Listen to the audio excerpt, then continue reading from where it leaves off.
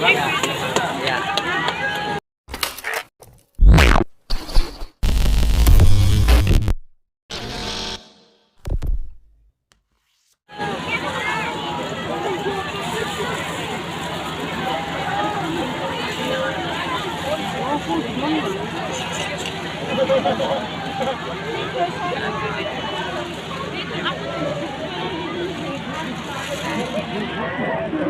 Parung, encer.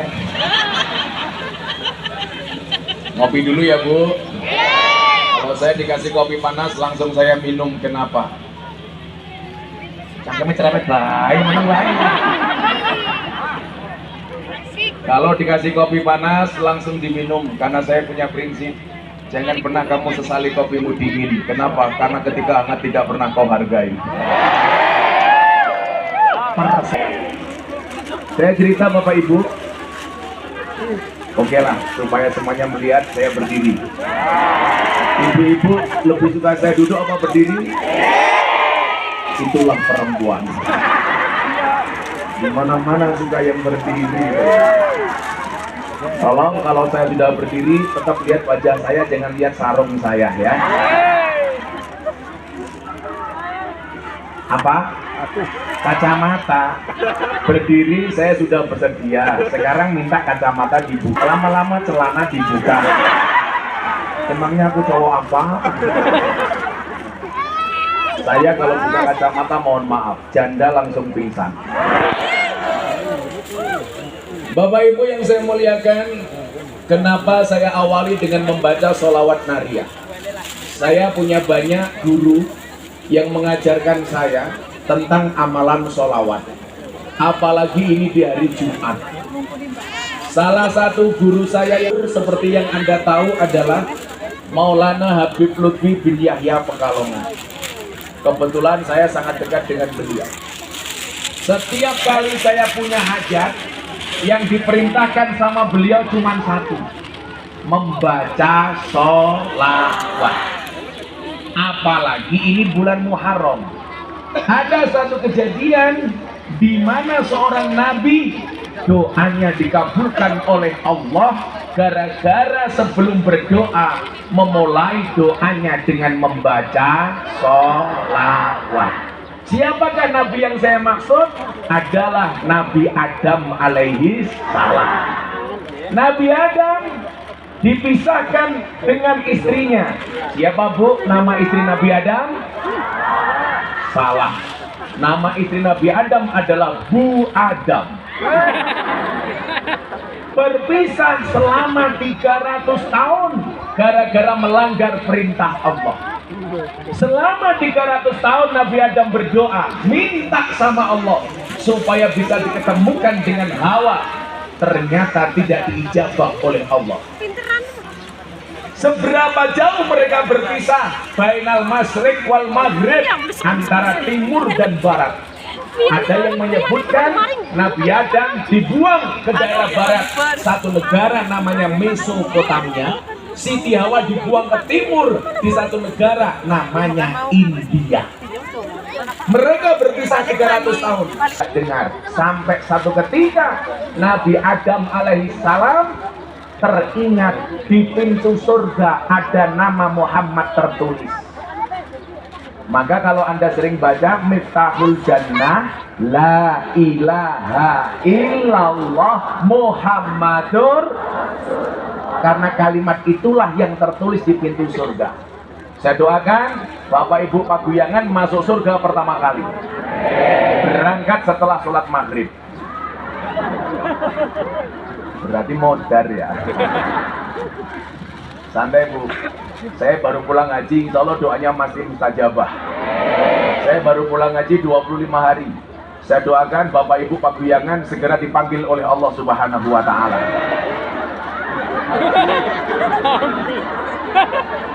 Untuk haji dan umroh. Mau berangkat haji Bu? Sudah daftar? Dobos. Setelah 300 tahun Nabi Adam mengangkat kedua tangannya dengan mengucapkan sholawat, Ya Allah ya Rabb, demi nama Muhammad yang tercantum di pintu surga. Kemudian Allah bertanya kepada Adam. Allah bertanya bukan karena pengen tahu, tapi karena Allah maha tahu. Allah bertanya kepada Adam karena Allah pengen ngetes. Dari mana Adam tahu nama Muhammad? Padahal dia nabi pertama. Kok bisa-bisanya Adam menyebut nama Muhammad? Allah bertanya bukan karena dia tidak tahu, karena Allah maha tahu, tapi Allah pengen ngetes dari mana Adam tahu nama Muhammad. Ternyata apa jawaban Nabi Adam? Ya Rob, lamma khalaqtani, ketika engkau menciptakan aku dari tanah, fanafakhta fihi ruh, kemudian engkau meniupkan ruh ke dalam jasadku, wa rafa'tu ra'si, kemudian aku mendangakkan kepalaku. Dangaki bahasa Indonesianya apa ya? Hah? Dengar. Ini kadang-kadang bahasa Jawa itu memang repot kalau di bahasa Indonesia kan. Makanya banyak bahasa Jawa yang tidak ada bahasa Indonesia. Contoh, nguyuh anyang-anyangan. Apa bahasa Indonesianya? Nggak ada. Masa kencing tawar menawar? Ternyata nguyuh anyang-anyangan bahasa Indonesianya adalah kencing makjrit-makjrit. Ketika engkau menciptakan aku, fanafakhta fihi ruh, kemudian engkau meniupkan ruh ke dalam jasadku, wa rafa'tu ra'si, kemudian aku mengangkat kepalaku. Aku melihat nama Muhammad bersanding dengan namamu di pintu surga. Makanya Anda jangan kaget kalau hari ini Anda masuk masjid, ada tulisan Allah sama Muhammad bersanding. Itulah gambaran surganya Allah. Lucunya apa? Ada artis yang mengatasnamakan hijrah, mengatakan apa? Nama Muhammad dengan Allah bersejajar. Itu katanya bid'ah dan tidak ada dasarnya. Kenapa? Karena menurut dia nama Muhammad tidak layak disandingkan dengan Allah, seolah-olah Muhammad itu sejajar dengan Allah. Ini namanya jaka sembung bawa golok, gak nyambung, goblok. Kalau di Jawa Timur jaka sembung makan nasi pinco, gak nyambung, gacok. Ternyata ada dasarnya Pak Bu. Kalau Anda di rumah, ruang tamu dikasih gambar Allah, tulisan kaligrafi Allah, kemudian Muhammad, itu merupakan gambaran di surganya Allah. Saya lebih suka Anda memajang kaligrafi Allah daripada di ruang tamu penuh dengan kalender bank. BCA, Mandiri, BRI. Kelihatan kalau utangnya banyak. Cuman saya saran ya Bu, Gus, bener nggak? Ruang tamu dikasih kaligrafi bagus, bagus. Tapi tolong yang pas. Saya pernah bertamu kepada rumahnya orang, dikasih kaligrafi tapi nyindir tamu. Apa kaligrafinya? Ya ayuhan nas, kulu wasrobu wala tusribu. Wahai para manusia, makan dan minumlah tapi jangan banyak-banyak. Kan kita mau ngambil jadi mikir Pak. Apalagi kalau kemudian tuan rumahnya kayak orang paguyangan ngasih kopi isinya cuma separuh.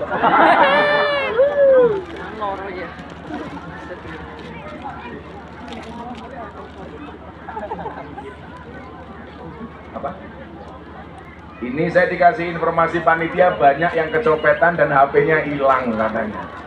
Copet, ya cok. Hati-hati ya Bu ya. Ya mungkin copetnya mau ngaji. Copet akan Dani, gue ini goblok Pet. Gus Miftah itu ngaji di klub malam dan di lokalisasi juga sebagai copet. Tapi apa bedanya aku sebagai copet sama kamu? Beda. Kamu nyopet, yang dicopet dompetnya. Ketahuan dipukul kepalanya.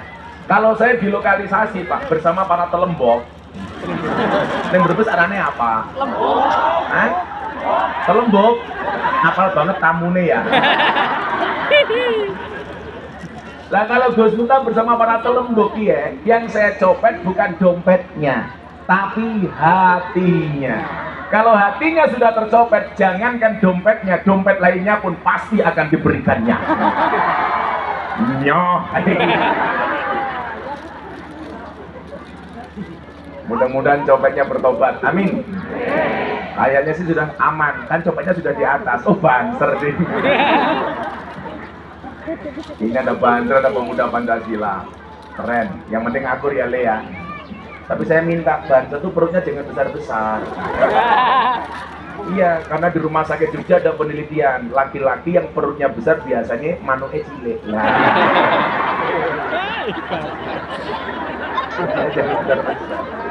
Hati-hati.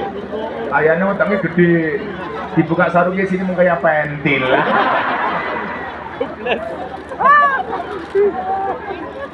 Makanya Gus mah perutnya kecil, berarti manuke.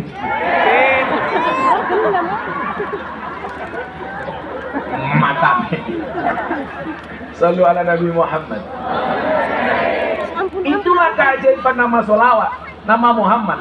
Maka untuk kesekian kalinya setelah 300 tahun Nabi Adam mengangkat kedua tangannya, dia berdoa, ya Allah ya Rabb, demi kemuliaan nama Muhammad yang tercantum di pintu surga, tolong saya kasih kopi yang panas ya Allah. Tetap belum mandi ternyata. Apa Bu?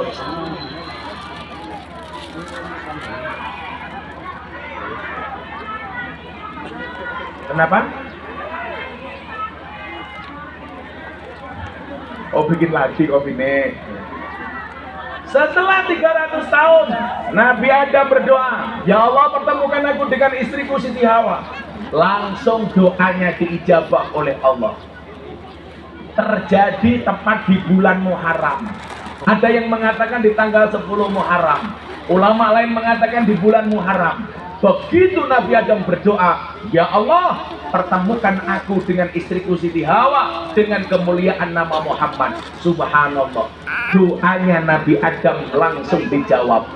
Adam, selamat, SMS Anda diterima. Akhirnya apa? Setelah 300 tahun Adam dan Hawa ketemu gara-gara sholawat.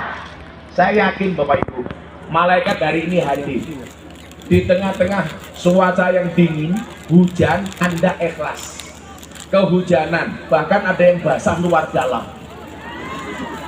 Di saat seperti itulah Anda minta sama Allah. Hari ini apapun hajatmu, apapun doamu, selama itu ada kebaikan, yang perlu kamu lakukan cuma satu. Apa? Siapkan wadahmu. Saya selalu mengatakan apa? Tuhan akan mengabulkan doa hambanya bukan ketika sang hamba mau, tapi ketika sang hamba siap. Kenapa? Karena banyak orang mau tetapi tidak siap. Banser, di mana-mana saya itu paling cinta dengan anak-anak Banser, karena mereka ini orang-orang yang paling ikhlas. Pengen pakai seragam, pakai latihan. Seragam tuku dewe, betul? Semangat pengajian disik dewe, ngatur jamaah ngawal dia ini. Salah-salah dikeplaki karo komandani, panitiane lali rokok ini. Makanya saya bilang, kalau mbak-mbak pengen menikah, menikahlah dengan Banser. Kenapa? Kiai saja dijaga, apalagi hatimu.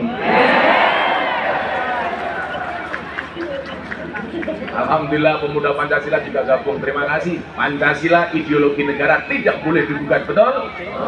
Nah, maka saya meyakini ini adalah tempat mustajabah. Kenapa saya katakan demikian?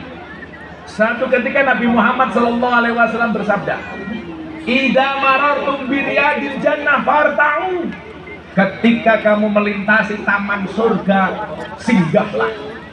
Para sahabat kemudian bertanya, ini masih di dunia, apa yang dimaksud dengan taman surga? Ternyata jawaban Nabi adalah khilaku dzikri wa majalisul ilmi. Yang namanya taman surga itu adalah majelis zikir dan majelis ilmu. Saya yakin sebelum saya tausiah sudah ada zikir, sudah ada qiraatul Quran, sudah ada sholawatan. Berarti apa? Ini adalah taman surganya Allah. Amin. Saya tadi mikir, waktu itu belok dari jalan utama ke kanan, Pak, sudah ada umbul-umbul. Ah, ini pasti sudah hampir sampai lokasi pengajian. Ternyata saya tunggu sampai merongos, nggak sampai-sampai Pak. Saya mikir apakah ini masih Indonesia?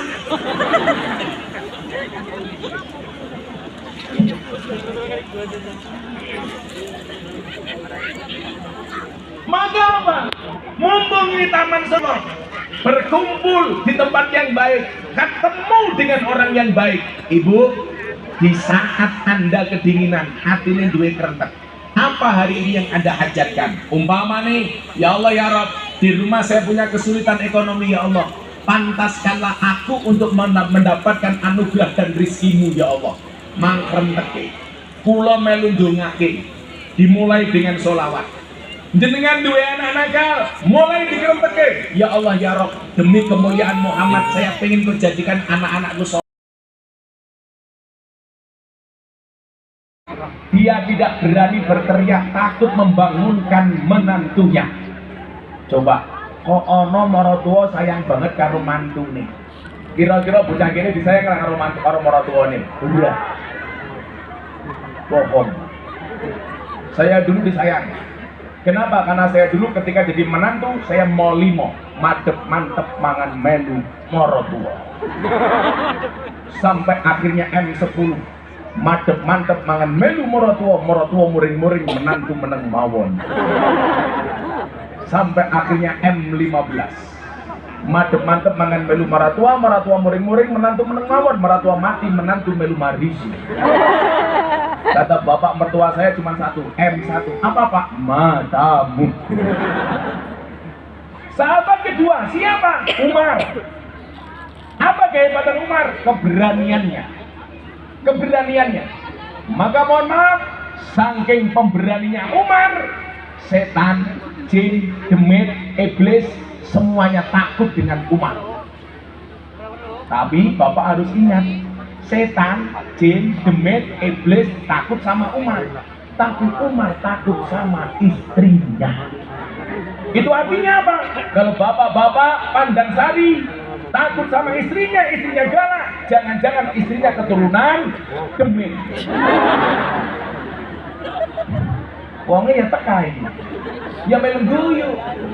Biasanya di bape ping. Karena pengawis tua di bape ping ya Allah. Simbae, wis tua di bape ping. Jangan-jangan saya pakai ya ping ya. Tukang son, tolong yang di sini kontrolnya agak diangkat dong, sonnya nggak enak. Mana tukang sonnya? Yang ini kontrolnya diangkat dikit, nah powernya dinaikkan dikit. Yang nggak bisa ngomong kontrol, yang nggak bisa ngomong R jangan ngomong kontrol ya. Tukang son, lah gitu loh. Apa dibalik? Aku ngeson, kamu ngaji di sini. Itulah bedanya cewek sama sound system. Sound system tidak ganti oke kita wujudi, cewek tidak ganti oke dipek kancane. Malah nangis, berakit-rakit ke hulu berenang-renang ke tepian, mantanmu sudah ke penghulu kok kamu masih sendirian. Bodoh amat. Gak usah galau. Allah menciptakan manusia berpasang-pasangan, betul? Itu artinya kalau kamu tidak punya pasangan jelas kamu bukan manusia. Umar. Sahabat kedua, mohon maaf, sahabat ketiga siapa? Utsman. Apa karakternya Utsman? Kaya dan dermawan. Yang keempat, Ali. Siapa dia? Sahabat Nabi yang paling pintar. Sampai Nabi mengatakan, ana madinatul ilmi wa Ali abwabuha. Aku adalah kotanya ilmu dan Ali adalah pintunya. Artinya apa? Bapak Ibu paguyangan, silahkan Anda milih mau jadi seperti siapa. Mau jadi seperti Abu Bakar? Boleh. Mau jadi seperti Umar? Boleh. Tapi rata-rata bapak-bapak paguyangan kayak Umar. Apa? Wedi bojone. Tapi perempuan memang luar biasa, Pak. Saya melihat beberapa saat terakhir di Indonesia, setiap ada kasus pasti mulainya dari perempuan. Di Jawa Tengah ada tentara memerintahkan orang untuk membunuh istrinya. namanya Kobda Muslimin. Itu awalnya dari mana? Karena dia